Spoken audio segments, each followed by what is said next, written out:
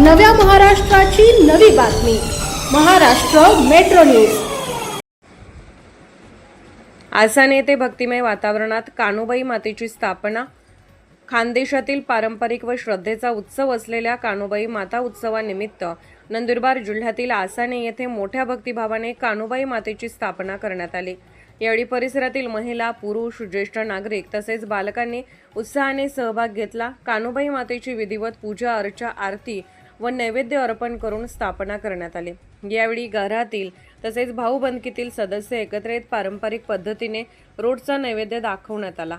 परिसरात सकाळपासूनच धार्मिक वातावरण निर्माण झाले होते।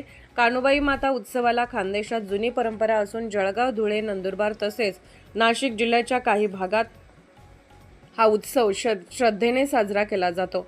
कुटुंबातील व भाऊबंदकीतील सदस्य या निमित्ताने एकत्र येऊन परस्परातील मतभेद विसरून सामाजिक एकोपा व बंधुभाव जपतात। त्यामुळे कान्होबाई माता व रोट उत्सव हा सामाजिक एकतेचे प्रतीक मानला जातो।